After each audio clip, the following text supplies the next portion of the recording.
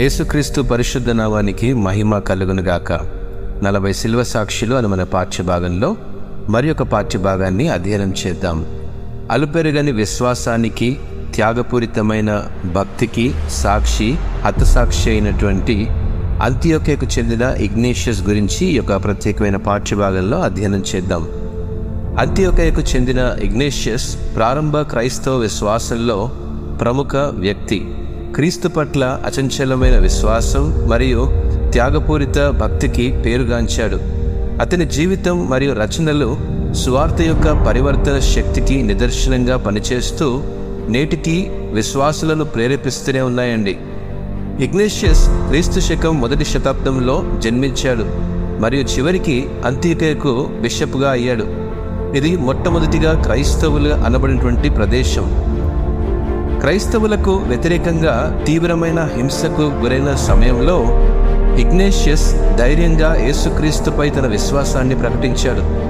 శ్రమలు, హింసలను ఎదుర్కొన్నప్పటికీ తన విశ్వాసంపై స్థిరంగా నిలబడగలిగాడు. క్రీస్తు శకం 107వ సంవత్సరంలో రోమీయులు దేవతలను ఆరాధించడానికి నిరాకరించినందుకు ఇగ్నేషియస్ని బంధించి సింహాలకు ఆహారంగా వేసి మరణశిక్ష విధించారు. ఇగ్నేషియస్ చివరి మాటలు మనకు స్ఫూర్తినిస్తాయండి. నన్ను క్రూర మృగాలకు ఆహారంగా వేయండి, దీని ద్వారా నేను నా దేవుని త్వరగా చేరుకునే లాభాన్ని పొందుకుంటాను అన్నాడు. ఫిలిప్పీయులకు రాసిన పత్రిక 1వ అధ్యాయము 21వ వచనం ప్రకారము, నా మట్టుకైతే బ్రతుకుట క్రీస్తే, చావైతే లాభము. ఈ మాటలు బట్టి హింస నుండి పారిపోవడానికి బదులుగా ఇగ్నేషియస్ ఇష్టపూర్వకముగా ఈ యొక్క శిక్షను ఆయన స్వీకరించగలిగాడు. తాను ఎదుర్కోబోయే హింస క్రీస్తును మయపరచడానికి ఒక అవకాశంగా భావించాడు.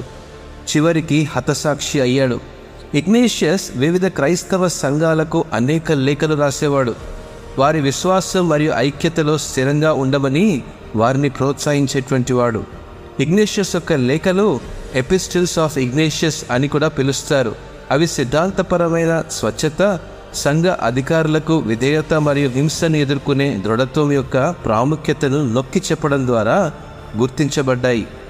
నేనంటాను, మరణం తన ముందున్న ఇగ్నేషియస్ తన విశ్వాసంలో స్థిరంగా నిలబడగలిగాడు. మరణం ద్వారా క్రీస్తుతో ఐక్యం కావాలనే లోతైన కోరికను వ్యక్తం చేశాడు. ఇగ్నేషియస్ జీవితం క్రీస్తు సువార్త పట్ల మన వ్యక్తిగత విశ్వాసాన్ని సవాలు చేస్తుంది. వ్యతిరేకత లేదా హింసను ఎదుర్కొన్నప్పటికీ మన విశ్వాసంలో స్థిరంగా నిలబడేందుకు మనం నిజంగా సిద్ధంగా ఉన్నామో ఒకసారి ప్రశ్న వేసుకోవాలి. మనం కష్టాలను లేదా శ్రమలను దేవుణ్ణి మయపరచడానికి మరియు ఆయనకు సన్నిహితంగా ఎదగడానికి అవకాశాలుగా చూస్తున్నామా లేదా ఒకసారి ప్రశ్న వేసుకుందాం. ఇగ్నేషియస్ వలె ఎటువంటి పరిస్థితుల్లోనైనా క్రీస్తు అనుచరులుగా మన గుర్తింపును హృదయపూర్వకంగా స్వీకరిద్దాం.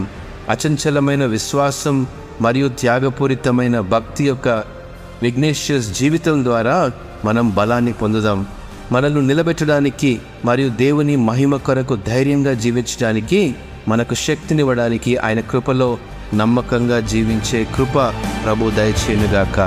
ఆమేన్.